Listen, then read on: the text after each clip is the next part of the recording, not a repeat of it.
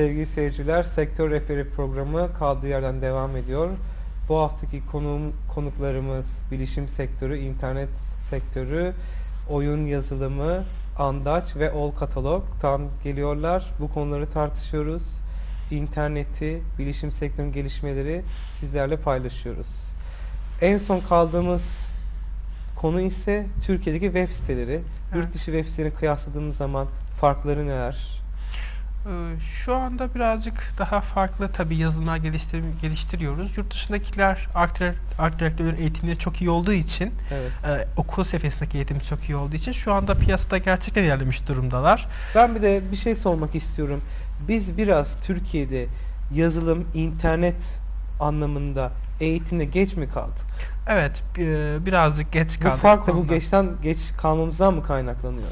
Evet, birazcık geç kalmamızdan kaynaklanıyor. Okuldaki eğitimin daha eski bir yıllardaki yazılım dilleriyle öğretildiği için birazcık daha geride kalıyoruz. Tabii yurt dışındakiler okullar direkt geliştirdiği için bu işleri direkt okul eğitimine bu aynı anda yansıyor. Tabii bizim ülkemize gelmesi yine birazcık uzun sürüyor bu eğitimlerin. Yeni öğretmen yetiştirmenin verdiği zamanla birlikte. Tabii birazcık gecikiyoruz. O yüzden bizim ülkede insanın kendi kendini yetiştirmesi çok önemli. Evet. Tabii burada okulların da ve okuldaki öğretmenlerimizin de bakış açısı çok önemli. Evet. Bu sonuçta devamlı gelişmekte olan bir sektör. Bu sektörde eleman ihtiyacı, özellikle eğitimli eleman ihtiyacı çok fazla. Şu an çoğu farklı sektörde bilgisayar programıyla üretim yapılıyor. Bu hem işçi sağlığı, iş güvenliği, maliyet, enerji ve zamandan da tasarruf ediyor. Tabii ki mesela ürün stok yazılımları şu an piyasada çok yaygın bir şekilde kullanılıyor. Eskiden stok için ayrı bir personel barındırılırken Evet. şimdi tüm stok ihtiyaçlarını veya giderlerini tek bir yazılımdan öğrenebiliyoruz. İnternetten satın aldığınız bir ürünü satın aldığınız andan itibaren otomatik olarak stoktan bir ürün düşüyor. Hem böylelikle gerçek stok miktarı öğrenilmiş oluyor. Hem de gelir gider tablosunu daha rahat bir şekilde elde edilmiş oluyor Evet. firmada. Peki biz en son web sitelerini kıyaslıyorduk. Yurt dışındaki sitelerle Türkiye'deki siteler. Yurt dışındaki siteler biraz daha opsiyonel olarak daha belki fazla mı avantajı var? Dış ülkeler daha önceden bir web platformuna geçtikleri için daha fazla yönden web sitelerini kullanıyorlar. Diğer web sitelerle birlikte bağlantıları olsun, iş kollarında etkisi olsun. Daha fazla onlarda tabii web siteleri kullanım çoğunluğu farklı. Şöyle bir durum daha var. Onlar daha fazla alanda kullanırken biz daha kısıtlı alanda kullanıyoruz. Tabii devletimizin yaptığı yeni kanunlarla beraber artık kullanılması zorunlaştırılıyor. Hani yakın bir zamanda da biz onlara yakınlaşacağımızı tahmin ediyorum. Evet. Ben farklı bir konuya da değinmek istiyorum yine bu konular içerisinde. Oyun sektöründe. O oyun sektörüne Berkan Bey'in fikrini alalım. Aslında oyun deyip geçmemek lazım. Evet. Şimdi ben son zamanlarda analiz ediyorum. Bu oyunlardaki grafik sistemleri, özellikle animasyon diye nitelendirebileceğimiz, sırf oyun için değil, özellikle pilotluk eğitimi, sürücü kursları, bunlarda da görüyoruz. Bir siz de oyun sektörünü değerlendirelim Berkan Bey. Ee, Yeni çıkan yeni nesil konsollar var şu son zamanlarda. Yakında da Türkiye'ye gelecek. Onlarla birlikte görüntü kalitesi çok yüksek olup canlılığa birebir kıyaslanabilecek grafiklerde yeni oyunlar geliyor. Bu tür oyunlar tamamen pilotluk dediğiniz gibi ya da savaş oyunları olsun. Birebir çok size canlı yakın hissettiriyor. Hani aynısı tabii ki de hiçbir zaman olmaz ama onun için size en iyi eğitim veriyor. Evet. Mesela bunu askeri eğitimlerde bile bu simülasyonlar kullanılabilir. Böylece kazalar belki önlenmiş olabilir. Tabii tabii. İnsanın kendine eğitmesi gerçekten çok önemli bu konularda. Önce pilotlukta da gördüğünüz yarışlar Evet. var. Onlarda da askerlerde de önce o video oyunlarını oynatırlar. Eğitimleri alsınlar, görsünler, bir fikirleri olsun diye. Tabii uçağı düşürmekten ziyade Tabii. oyun içerisinde uçağın düşmesi daha az maliyetli olur. Bir de son zamanlarda burada da sürücü kurslarında da görüyoruz. Sürücü kurslarında araç vermeden önce bir simülasyon olarak araç kullanma. Böylelikle kaza oranı tabii az Azalıyor, oluyor. azalıyor, Belki çok de azalıyor. kişinin heyecanını yenmesine de yardımcı oluyor. Evet. Sırf oyun deyip geçmemeli. Tabii ki. Mesela Ve şu- oyundaki gelişmeler film sektörünü de doğrudan etkiliyor. Evet. Evet. Ve artık oyunlar yani şöyle dememeli. Bu sadece oyun hani Evet. dememeli.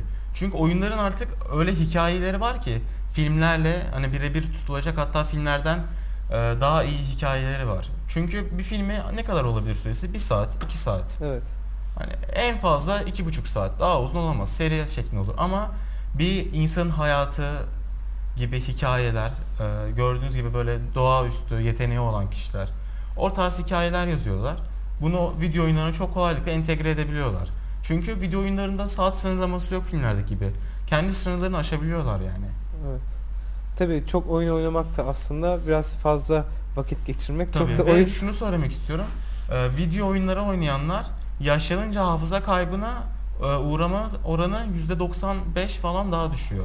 evet, normal hani video oyunu oynamak aslında bir nevi beyin mekanizmasının çalışması, Tabii, nasıl özellikle bulmaca bulmaca çözer. çözer gibi. Tabii. Ama çok da vakit geçirmemek lazım Evet. ki Göz tabii, sağlığı için. tabii göz sağlığı için de sakıncaları var. Haberlerde bile çıktı. Japonya'da çocuk 12 saat oynamış. Evet. Hani hayatını kaybetmiş. Evet. Dikkat edeceğimiz bir husus. Peki pazar payının büyümesi için yazılım konusunda neler gerekmekte? Bunu eğitimle başlayabilir miyiz yani? Öncelikle evet, eğitim. Şu ana kadar benim bildiğim Amerika'da sadece özel oyun geliştiricilerine verilen bir okul var, eğitim veren. Onun dışında genellikle insanlar kendi kendine eğitmiş bu konuda. Ve bu konudaki geliştiriciler gerçekten yüksek miktarda para aldığı için ama çok fazla geliştirici yok. Ve bu herkesin yapabileceği bir iş de değil. Bu biraz hayal gücüne de dayalı bir şey. Oyunda size bir harita yaptırtıyorlar. O mekanın geçtiği. Bir filmde bir mekan görüp orada çekebilirsiniz. Evet. Ama bir oyunu sıfırdan yaratmanız lazım. Oradaki en küçük yerdeki çöplerden olsun, havanın durumu, geçen kuşlar, her şeyi yapmak sizin elinizde oyunlarda. Evet. Bir de yani bu devletimizle de ilgili de son yaptığı uygulamalar. Mesela ben bazen web sitelerinde görüyorum, kullanım hakkı sınırlıdır. Kopyalanamaz. Devlet de bilişim sektörüne daha fazla özen göstermeye başladı koruma anlamında. Tabii. Çünkü bir hak var orada. Yapılmış bir emek var. Ve bu sektörde uğraşacakların da önereceğiniz şeyler neler? Mesela bu patent, telif hakkı bu sektöre çok önemli midir? Evet, sonuçta bu yapılan emeğin veya ürünün paylaşılması ya da başka bir üçüncü şahıs kişiler tarafından çalınmasını engelleyen bir durum. Ülkemizde yakın bir tarihte bilişim kanunlarını çıkardı. Artık insanlar kendi ülkemizde kendi vatandaşının ürününü alırken web sitesini veya tasarımını artık iki kere düşünüyorlar. Sonuçta telif hakları veya diğer patent unsurunu çiğnememek için tabii biz yeterince uyarı yapıyoruz web sitelerimizde.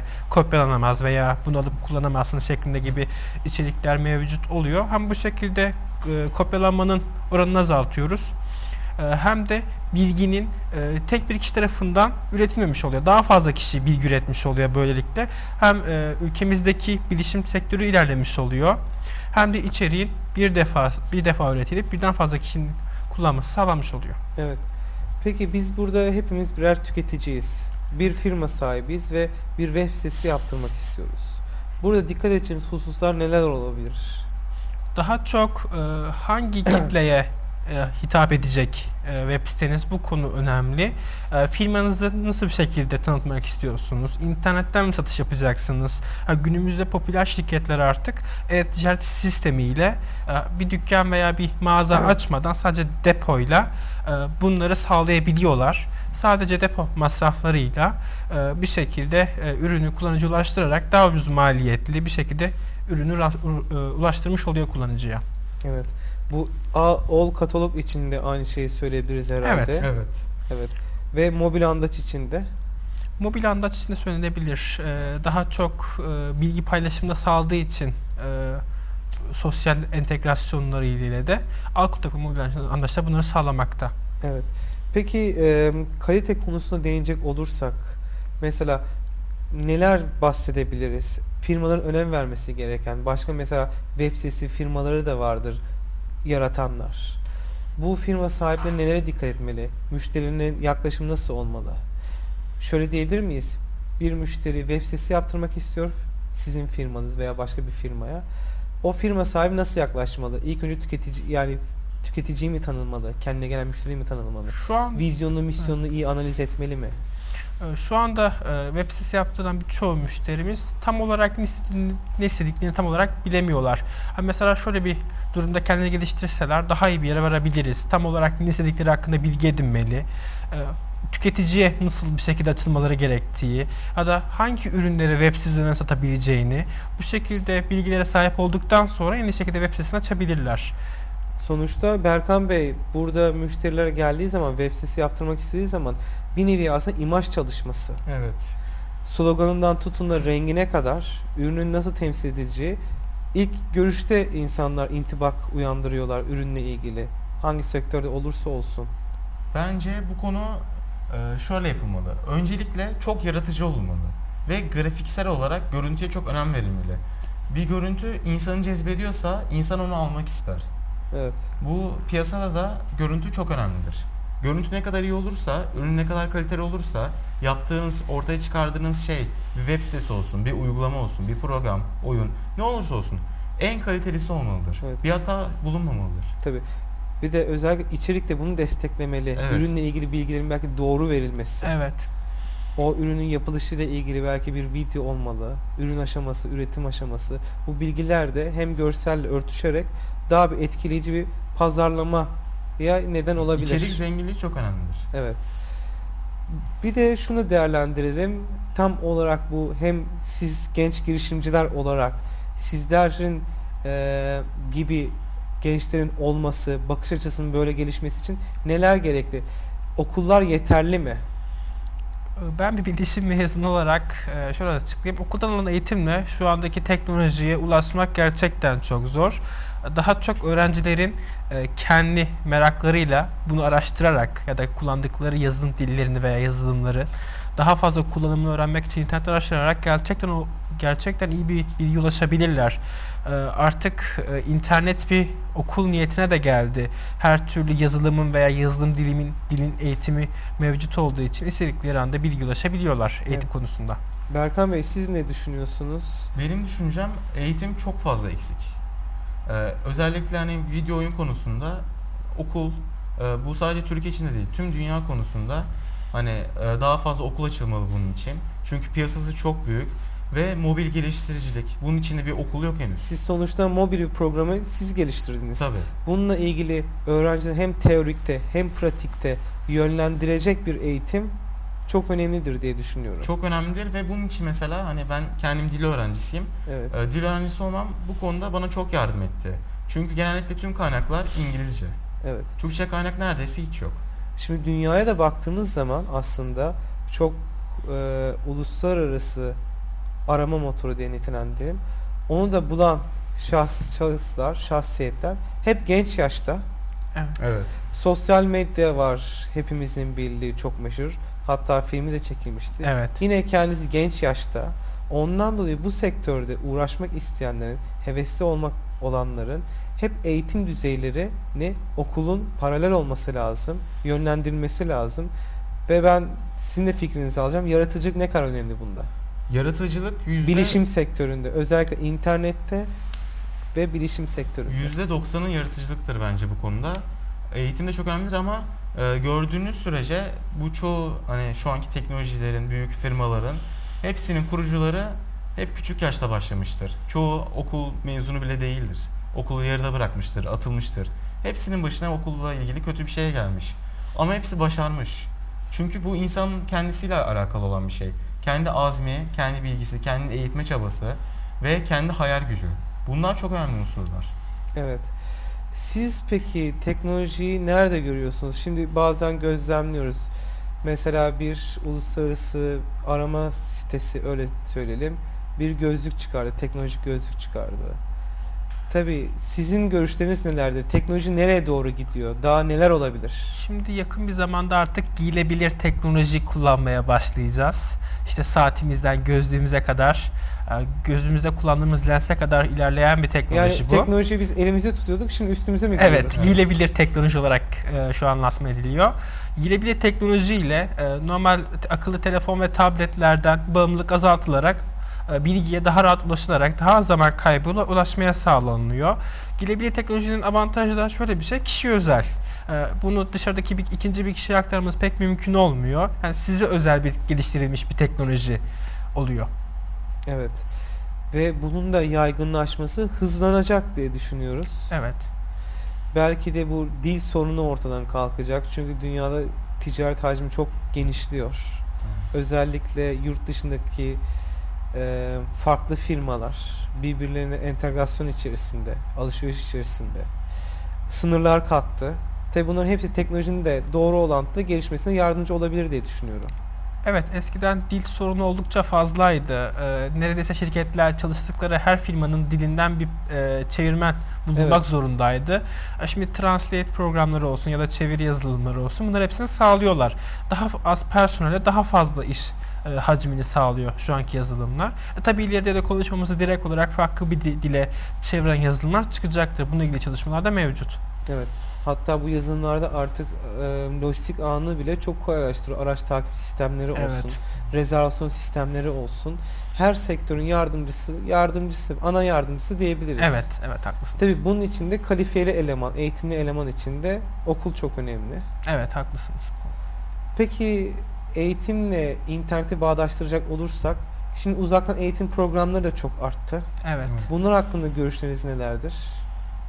Yani uzaktan eğitim, İnternet üzerinden. internet üzerinden uzaktan eğitim şu bence çok güzel bir şey. Çünkü gerçekte hani realdeki eğitim gibi değil. Realdeki eğitim konuşur, diğeri dinler, biter. Ama internet üzerinde yapılan her zaman orada kalır. Tekrar tekrar izlenebilir, üzerinden geçilebilir. Akılda bir soru işareti bırakmaz. Eğer bırakırsa tekrar izleyebilirsiniz. Evet.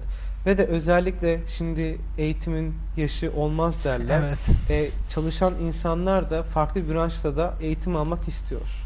Gündelik hayatta, iş hayatında bulununca eğitime tabii ki normalde vakit kalmıyor. İş hayatı bittikten sonra da akşam bu eğitimlerini de internet yoluyla da alabilir. Tabii. İnsan kendisi tekrar geliştirebilir. Otobüste toplu taşıma araçlarını kullanırken bile eğitime devam edebilirler şu anki teknolojiyle.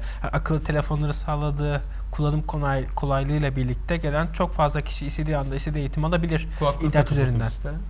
Tabii önemli olan insanın istemesi diyebiliriz. Kendini Evet. geliştirmek istemesi diyebiliriz. Peki sizin akranlarınıza ve gençlere tavsiyeniz neler? Neler yapmalılar? Bence çoğu genç pek ilgilenmiyor geleceği hakkında, plan yapmıyor. Oturuyorlar. İşte internetin başında fazla mı vakit Fazla geçiriyorlar? vakit Boş geçiriyorlar. vakit Aslında geçiriyorlar diyebilir miyiz? Fazla vakit geçirmek değil, evet, boş vakit geçirmek. Kendini geliştirmeye çalışmıyorlar ve hayal gücünü zorlamıyorlar.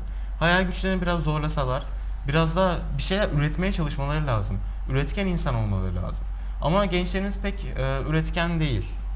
Hani baktığımız zaman daha üretken olabilirler, öyle diyorum ben. Ve hayal gücünü biraz daha geliştirebilirler. Mesela ben bir örnek vermek istiyorum. Bazı video siteleri var. Burada tüketiciler müzik dinliyorlar.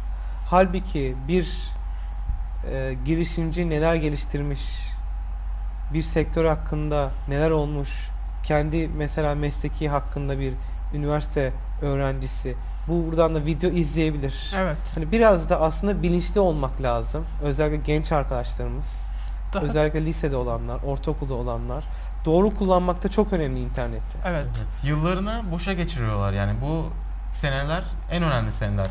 Ortaokuldan sonra lise ve üniversite yılları kendilerine en çok boş vakit ayırıp en çok eğitebilecekleri zamanlar. Ama genellikle kendini eğitmek yerine başka şeyler yapıyorlar. Evet. Sizin görüşleriniz nelerdir? Tabii kendini geliştirmeleri bu konuda gerçek ama çok fazla boş vakit geçirmelerine ben de katılıyorum. Şöyle bir durum mesela gerçekleştirebilirler. Boşuna boş vakit geçireceklerine Evet. daha farklı işlere atılabilirler. Çünkü artık internetten de girişimler mevcut. Hani yaptıkları işin yanında yeni bir ek iş de yapabiliyorlar insanlar internet üzerinden. Gerek popüler video sitelerinde video yayınlamak ya da farklı reklam kolları geliştirerek tabii bilişim alanına da yeni bir çağa getirebilirler isteseler. Ama şu durumda tabii boş vakit sıkıntılı bir durum ilerisi için. Siz peki kendinizi nasıl geliştirdiniz? Sizden bahsedelim biraz. Valla merak diyelim öncelikle. Merak ederek ve bir şey üretmek isteyerek. Bu üretme isteği çok önemlidir. Eğer bir şey ürettiğiniz zaman diyebiliyorsanız bu benim, ben ürettim bunu diyebiliyorsanız bu dünyanın en güzel şeylerinden biridir. Kendi yarattığınız şey o çok değişik bir duygu olur. Çünkü sizin yarattığınız şey eşi benzeri yok diyebiliyoruz biz. Evet, kendi Daha ayağınızı önce başkası tutmazsınız. yapmamış bunu. Evet, şu an Tabii mobil ki. andacı. Evet. Mobil andaç gibi. Mobil andacı icat ettik ve telif hakları bizim olduğu için dünyada kimse yapamaz bunu. Evet. Sizin görüşünüz nelerdir? Siz nasıl kendinizi geliştirme isteği uyandırdı içinizde? Ben küçük yaşta oyun oynarken bir anda oyunu ben de geliştirebilirim şeklinde düşünerekten ben de oyun yazılımları geliştirmeye başlayaraktan bu işe ilk başladım. Daha sonra web teknolojilerinin yarattığı bir tutkuyla web'e atıldım. Şu anda bulunduğum tabii ki durumdan gayet memnunum çünkü Siz oyun geliştirmekle başladınız ama web hizmetleri ne zamanki ilerledi, çoğaldı, bu sefer o konuya da entegre oldunuz. Evet, web teknoloji daha fazla dikkatimi çekti benim. Oyunların arka kısımlarını geliştirmeyi daha sonra sonlandırıp web sitelerini geliştirmeye başladım. Hem böylelikle kendimde geliştirmiş oldum hem de yaptığım web siteleriyle beni takip eden diğer arkadaşlarımı. Evet. Peki sizin hedefleriniz nelerdir? Kendinizi nerede görmek istiyorsunuz? Neler yapacaksınız? Daha mobil uygulamada devam edeceğiz. Artı mobil oyunlar, mobil uygulamalar, mobil andaç olsun, al katalog olsun. Bunlarda ilerleyip daha farklı ürünler de ortaya çıkarmak. Hani bunları daha büyüterek, geliştirerek. Çünkü her şey gelişebilir ve daha da üstüne bir şey eklenebilir. Hiçbir şey olduğu yerde kalamaz. Sizin de son olarak hedefinizi alalım. Tabii firmamızı daha ileri bir yere taşıyarak Türkiye'nin önde gelen bilişim firmanın olmayı tabii ki istiyoruz. Şu anki çıkardığımız ürünlerin eşi benzeri olmadığı için böyle bir konumda olduğumuzun düşüncesindeyim ben. Daha fazla ilerlemek için tabii ki çalışıyoruz Evet. biz de. Programımıza katıldığınız, konuk olduğunuz için çok teşekkür ederiz. Biz teşekkür ederiz. Sevgili seyirciler, haftaya farklı konu ve konuklarla sizlerle birlikte sektörü değerlendiriyor olacağız. Bizi izlemeye devam edin. Hoşça kalın.